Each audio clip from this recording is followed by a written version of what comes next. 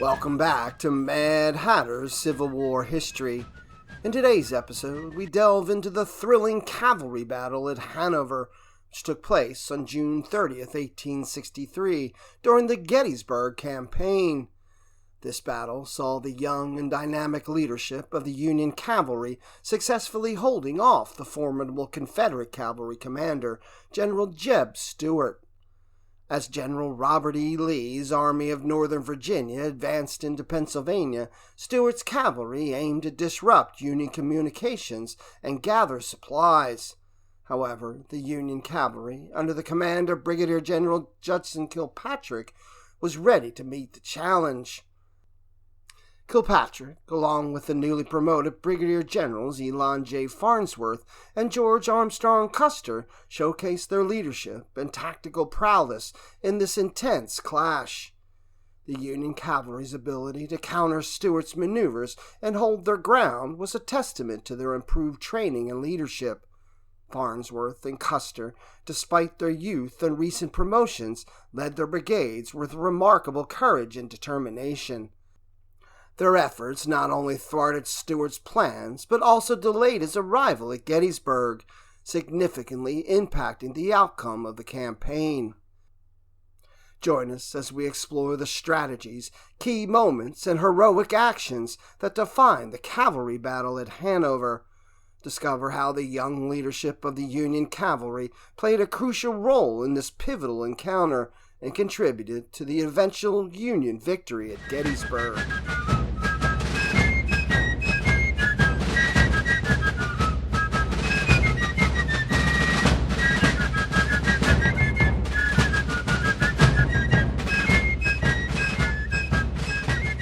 In mid-June of 1863, General Robert E. Lee, with his Army of Northern Virginia, decided to bring the Civil War into the northern states for the second time in less than a year. By doing so, Lee hoped to divert the Union Army from war-torn Virginia and also draw some of Brigadier General Ulysses S. Grant's men away from the besieged city of Vicksburg, Mississippi. After marching into Pennsylvania, Lee intended to capture the railroad center at Harrisburg and, if possible, threaten Philadelphia, Baltimore, and Washington, D.C. He also hoped to get supplies for his soldiers and convince Great Britain and France to recognize the Confederacy as a separate nation. While Lee proceeded northward on his ambitious task, his cavalry commander, Major General J.E.B. Stuart, took a parallel course some distance to the east, on the right of Lieutenant General Richard Ewell's Second Corps. Major General Joseph Hooker's Army of the Potomac was also moving north, approximately 2 days' march behind the Confederate Army, but carefully keeping itself between Lee's army and Washington, the federal capital.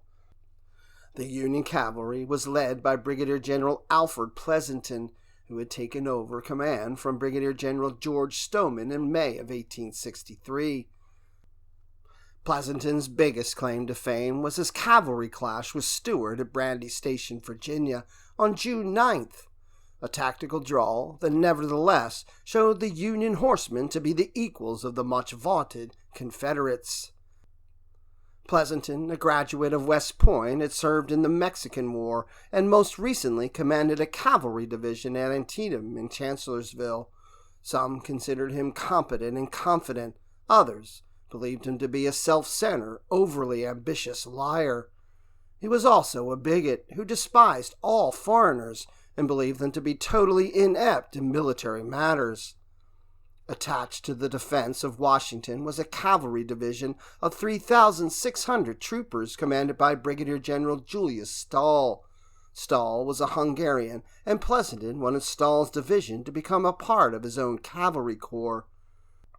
Through constant correspondence with a good friend, Republican Congressman John Farnsworth of Illinois, who also happened to be a good friend of President Abraham Lincoln's, Pleasonton attained his goal.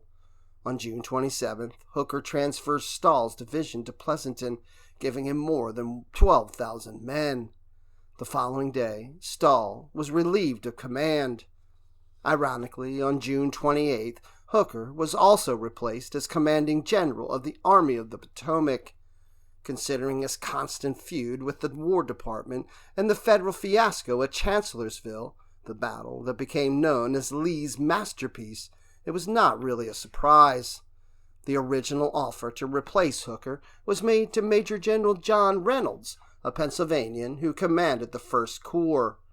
Reynolds turned down the offer, and the generalship was given instead to Major General George G. Meade, who accepted it as God's will. Meade, a hot-tempered individual when provoked, had led the Fifth Corps under Hooker at Chancellorsville back in May. The leadership of the cavalry was immediately reorganized as well. Brigadier Generals John Buford and David Gregg retained command of the 1st and 2nd Divisions, respectively. Stahl's former division was consolidated into 2 brigades, forming the 3rd Division of the Cavalry Corps. Brigadier General Judson Kilpatrick was given command of the division. In this new arrangement, the 5th New York, 1st Vermont, 1st West Virginia, and the untested 18th Pennsylvania constituted the 1st Brigade, led by Elon J. Farnsworth. Farnsworth was a nephew of Congressman Farnsworth, who recently had been promoted to Brigadier General. He had fought against Indians during the Utah expedition in 1857 and 58, and was currently Pleasanton's aide-de-camp. The 2nd Brigade, made up of 4 Michigan regiments, was led by Brigadier General George Armstrong Custer, also newly promoted. Needless to say, Farnsworth and Custer's promotions wrangled other high-ranking officers, although Meade accepted Pleasanton's recommendations. Kilpatrick, the division commander, had graduated from West Point in 1861. He had earned the unflattering nickname Kill Cavalry by driving his men, and especially his horses, with reckless abandon. He had begun his military career with the 5th New York Infantry, Durree's Zouaves, and was wounded on May 9, 1861, at Big Bethel, Virginia, the first regular officer to be wounded in the Civil War. With a commander as restless and aggressive as Kilpatrick, the 3rd would undoubtedly be a fighting division.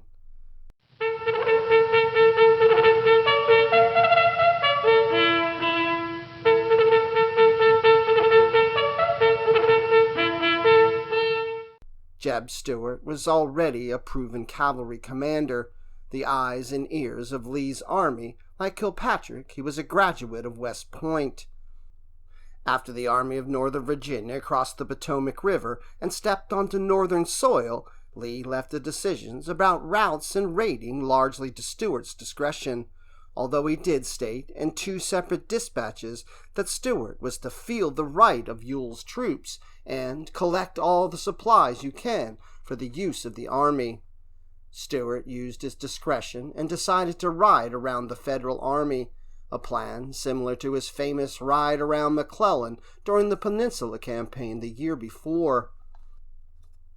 Stuart began his march from Salem, Virginia, located on the Manassas Gap Railroad 8 miles west of Thoroughfare Gap, at 1 a.m. on June 24th. With him were 3 brigades, commanded by Brigadier General Wade Hampton, Brigadier General Fitzhugh Lee, and Colonel John Chambliss, along with 6 pieces of artillery. Chambliss was in temporary command of Brigadier General W.H.F. Rooney Lee's brigade because he had received a serious wound at Brandy Station. Problems arose almost immediately for Stuart. The Federal Army was spread out from Harper's Ferry to the mouth of the Monocacy River, and from Middleton, Maryland to Frederick, Maryland. John Mosby, the legendary partisan ranger, had reported to Stuart that the Union Army was inactive and at ease in their camps. But how accurate Mosby's information may or may not have been was academic now.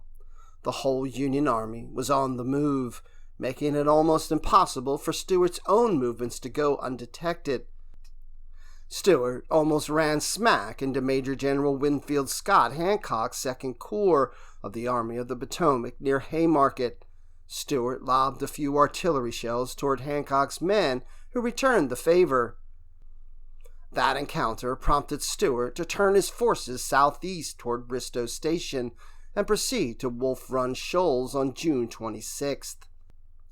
On the 27th, Stuart's troopers proceeded north through Fairfax Courthouse, Dranesville, and on to Rouser's Ford, where they crossed the Potomac River less than 20 miles west of Washington. By 3 a.m. on the 28th, the entire Army of Northern Virginia, save 2 brigades of cavalry under Brigadier Generals Beverly Robertson and William Jones, had crossed the Potomac. Although he had crossed the river first, Stuart was nevertheless far behind schedule. But he was not idle. He ordered his troopers to destroy a portion of the Chesapeake and Ohio Canal, rendering it useless for a while.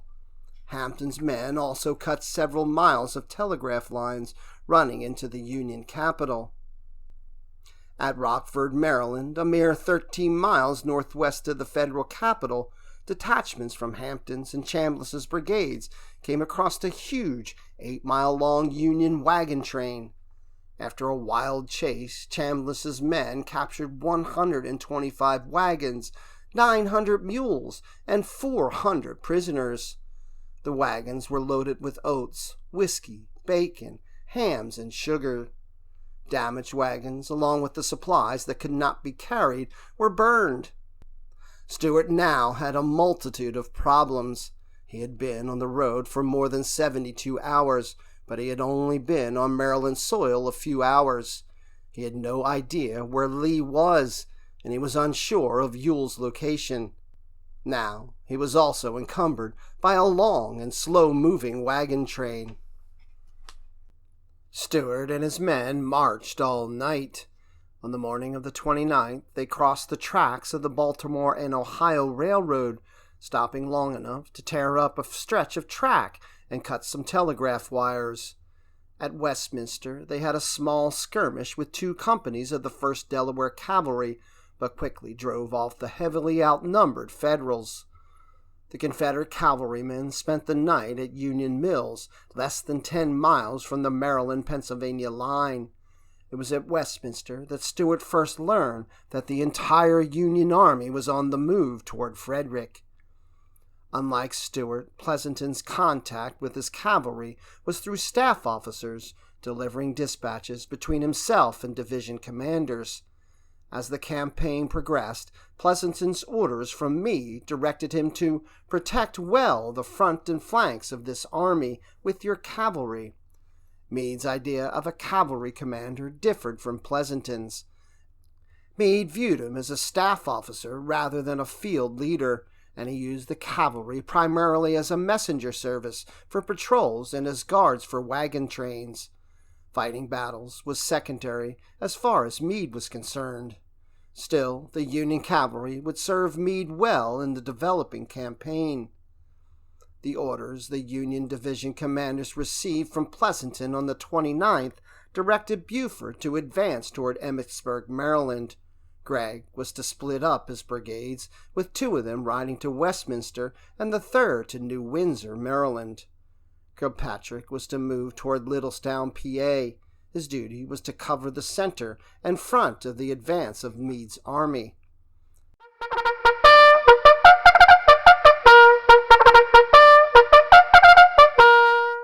The Union cavalry was happy to be crossing the Potomac into Maryland and leaving war-torn Virginia behind. One trooper said, "Getting out of Virginia was like getting out of a graveyard." As the soldiers passed through Frederick, the civilians gave them fresh milk and water, along with plenty of food. The Federal cavalry was spread out over a wide area as it moved closer to Pennsylvania, and the march soon turned into a nightmare. One member of the 3rd Pennsylvania wrote in his diary that he spent 20 straight hours in the saddle. Others told of seeing horses dying along the roadside from pure exhaustion, caused by the intense heat and choking dust. Although the Federals had fanned out to cover more territory, Kilpatrick was completely unaware that Stuart's men were only a few miles away near Union Mills. Apparently, Kilpatrick was more intent on finding Major General Jubal Early's division, which had been spotted on the 28th near York, PA. Kilpatrick's men spent the night just inside the Pennsylvania line at Littlestown, about 10 miles southeast of Gettysburg and 7 miles from Hanover. While at Littlestown, the Yankee troopers were treated like deliverers by local citizens. In the early morning hours of June 30th, Kilpatrick led his cavalry out of Littlestown and headed northeast toward Hanover. Stuart's men were advancing toward Hanover as well, with Chambliss's brigade in the lead, Hampton's brigade in the rear with a captured wagon train, and Fitz Lee's brigade moving on the left flank near Baltimore Pike. Stuart, guided by a 16-year-old civilian volunteer, hoped to detour around the Union troops at Littlestown and link up with Ewell's men at York. The last thing Jeb wanted was another firefight with Yankee cavalry. Kilpatrick and his staff led the division in the direction of Hanover, followed by Custer and his Michigan regiments of the 2nd Brigade. Leading the 1st Brigade were the 1st Vermont, 1st West Virginia, 5th New York, and the 18th Pennsylvania, and Battery E of the 4th U.S. Horse Artillery. The 18th had been in service for only a few weeks and had yet to see any fighting. Around 8 a.m., Kilpatrick entered Hanover at the head of Custer's 1st and 7th Michigan regiments. Custer's brigade rested a short time, then resumed its march towards Abbottstown. Kilpatrick spent some time talking with the local citizens, who filled him in about Elijah White's 35th Battalion of Virginia Cavalry, which had ridden through Hanover just 3 days earlier. At about 9 a.m., Kilpatrick left town with his staff to catch up with Custer's column. Meanwhile, Farnsworth's men arrived in Hanover and also rested briefly. By 10 a.m., the 1st Vermont and 1st West Virginia had departed. Only the 5th New York remained in town. The 18th Pennsylvania had not arrived yet. On the road leading into Hanover, Pennsylvania, Captain Henry C. Potter and 40 men of Companies L and M of the 18th formed the rear guard, about a mile behind the regiment. They suddenly ran into about 60 Southern troopers from Chambliss's brigade, who ordered Potter's men to surrender. A wild chase ensued, with the rebel cavalrymen right on their heels, until the rear guard met up with the dismounted members of the regiment, who opened fire and temporarily stopped the Confederates. More rebels soon arrived, however, and the battle began in earnest. The men of the 5th New York had paused along Frederick Street and were resting when they heard the shots. Major John Hammond immediately ordered the local citizens to clear the streets. Chambliss's brigade of gray-clad horsemen entered the town from the south, led by Lieutenant Colonel William H. Payne, who was temporarily in command of the 2nd North Carolina. The Confederates attacked the 18th Pennsylvania in flank and rear, cutting the regiment in two. Hanover was in mass confusion. Stuart's men had pushed the rear of the 18th Pennsylvania into town, causing the regiment to become mixed with runaway wagons, ambulances, and panicky citizens. Soldiers and civilians alike were running into the alleys and side streets. The Confederate forces now had control of Hanover. The majority of the Union cavalry was on its way out of town, nearing New Baltimore, about a mile above Hanover. Farnsworth was unsure about what was taking place, but he quickly ordered the 1st West Virginia and the 1st Vermont back toward Hanover in the direction of the shooting. Hearing that Stuart was in Hanover, Kilpatrick rode at a breakneck speed back to town. When he arrived, his horse collapsed and died. Meanwhile, Major Hammond of the 5th New York made a spirited countercharge against Payne's 2nd North Carolina, temporarily stopping their drive. In the charge, Adjutant General Gall of the 5th New York was shot in the left eye. The ball passed completely through his head and killed him instantly. Farnsworth arrived and found Hammond's men dueling with rebels. With the general in the lead, the troopers proceeded to drive the advancing Southerners toward Littlestown Pike near Buttstown.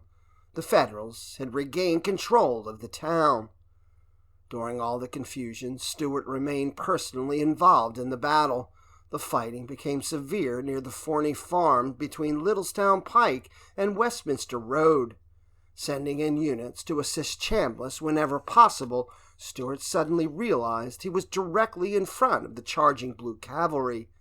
Finding himself trapped, he headed his horse directly toward his artillery line near the Westminster Road. While riding away from Federal pursuers, Stuart and his adjutant, Captain William W. Blackford, had to jump across the 15-foot-wide gully to escape.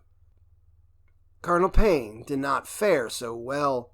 Payne, who had commanded the famed Black Horse Cavalry earlier in the war, found himself caught up in the melee near the Weinbrenner Tannery. He was captured by Abram Folger of Company H, 5th New York, in a most unusual way. While charging at the edge of town and getting separated from our regiment, I was made prisoner by Colonel Payne and was taken to the rear on the main road, Folger recalled. Just outside the town was situated a tannery, the vats of which were not covered and very close to the street. I was walking along beside the colonel's orderly, and as we came near those tannery vats, I saw a carbine laying on the ground. When I came up to it, I quickly took it, and seeing it was loaded, I fired and killed Payne's horse, which, in its death struggle, fell over towards the vats, throwing Payne head first into one of them, completely under the tanning liquid. Seeing the colonel was safe enough for the moment, I turned my attention to the orderly, who was about to jump his horse over the fence to the right and escape that way if he could, but not being able to do so, concluded he had better surrender. I took him in and disarmed him and made him help to get the colonel out of the tanning liquid. His gray uniform, with its velvet facing and white gauntlet gloves, his face and hair, all had been completely stained, so that he presented a most laughable sight. After the capture of their commander, the 2nd North Carolina retreated, but resistance by the 9th and 10th Virginia was strong enough to drive Farnsworth's men back toward Hanover. Stuart now faced multiple problems. Hampton, encumbered with 125 captured wagons, would not arrive until the middle of the afternoon, and Fitz Lee was busy with the 5th and 6th Michigan of Custer's brigade. Stuart did manage to get 4 cannons and placed on an elevated field south of the town. A 2-hour artillery duel followed as Lieutenant Alexander Pennington's 2nd and Lieutenant Samuel Elder's 4th U.S. Artillery opened up from a rise known locally as Bunker Hill. There was some damage to the town. No civilians were injured, although a number of Union troopers were. In the meantime, Custer was ordered to hold the right flank of the Union line, while Farnsworth held the center and left flank. After a lull in the action, Hampton finally arrived around 2 p.m. and positioned himself to the right of Chambliss, near the Mount Olivet Cemetery.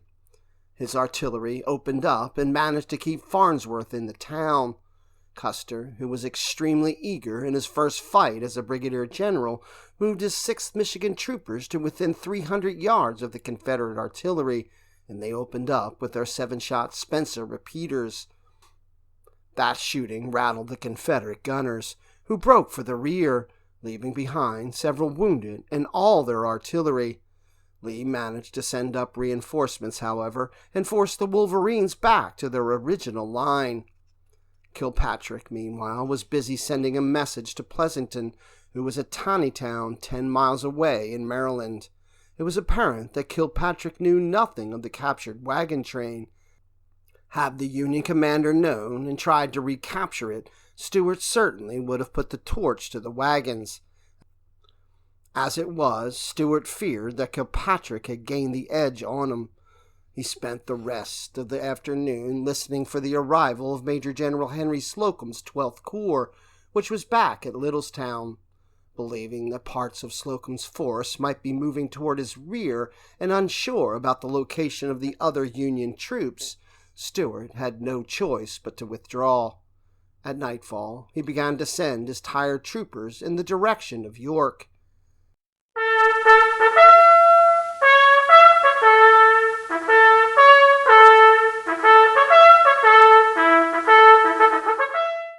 The Battle of Hanover was over. Kilpatrick let Stuart go, choosing not to pursue him. He He should have attempted to keep in close contact with the rebels. The patrols he did send out learned nothing. For some reason, Kilpatrick felt that a large part of Lee's army was only about 10 miles away near East Berlin. Stuart's raid was nearly over, but the controversy surrounding it was about to begin. Casualty figures for the engagement listed the Union losses at more than 200. The 18th Pennsylvania Cavalry, in its first encounter, suffered 86 casualties, the most suffered by any regiment in the confrontation. This figure was followed closely by Hammond's 5th New York, which reported 42 casualties. Stuart, in his report to Lee, never mentioned his losses at Hanover. The 2nd North Carolina Cavalry suffered the highest loss of any Confederate regiment in the campaign, a total of 55. After a long, all-night ride, Stuart arrived in Dover, where he paroled a few hundred prisoners and sent the wagon train south. He then went to Carlisle, where he burned some barracks belonging to the U.S. Army's Cavalry School and fired a few artillery rounds into the town. It was at Carlisle that Stuart finally learned that Lee and his army were at Gettysburg. He left immediately to join Lee, arriving late in the day on July 2nd. When Stuart called on Lee at his headquarters, Lee said coldly, "Well, General Stuart, here you are at last." Another version has Lee saying even more coldly, "General Stuart, where have you been?" It was clear that Lee felt his young protege had let him down. There is no question that Stuart's absence during the Confederate approach to Gettysburg lessened Lee's chances of success. Without his eyes and ears, Lee was advancing blindly into enemy territory. Mosby's outdated information about the Army of the Potomac's being inactive certainly did not help Stuart, but the captured wagon train proved to be his Achilles heel. In his official report, Stuart admitted that the wagon train was now a subject of serious embarrassment. Some of Stuart's own men condemned the entire expedition as misguided attempt to do something great. But all the blame could not be placed on Stuart alone. Early's men had been as close as 5 miles from Hanover and even heard the guns, but they apparently did not realize that Stuart was involved. Since Early was supposed to rendezvous with Stuart at York, he should have left some scouts near the area to let Stuart know his whereabouts. Also, some blame has to be put on the commanding general himself. It could be argued that Stuart was just following orders. In 2 separate dispatches to Stuart on June 22nd and 23rd, Lee had told him to collect information, provisions, etc. Well, Stuart had captured a wagon train full of supplies and provisions. Some credit for Stuart's embarrassment must be given to the Union cavalry itself. Custer and Farnsworth both fought well in their first engagement as brigadier generals, particularly against a legendary figure such as Stuart. Hammond also fought well, and even Judson Kilpatrick deserves credit. By arriving in Hanover before Stuart, Kilpatrick kept him from finding Early, and thus prevented him from being of service to Lee at Gettysburg till late on the 2nd day of the battle. The Union horsemen showed a vastly improved ability to fight mounted and dismounted. Their valor and aggressiveness had a great deal to do with the tactical victory at Hanover, which in turn kept Robert E. Lee's eyes and ears closed for another vital 24 hours, and contributed greatly to the momentous Federal triumph at Gettysburg.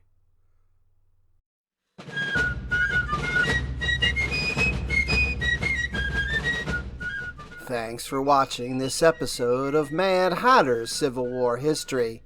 Like, follow, and click the bell for notifications to ensure you see all of the latest content. As always, let me know if there's any other important events of the American Civil War you would like me to address.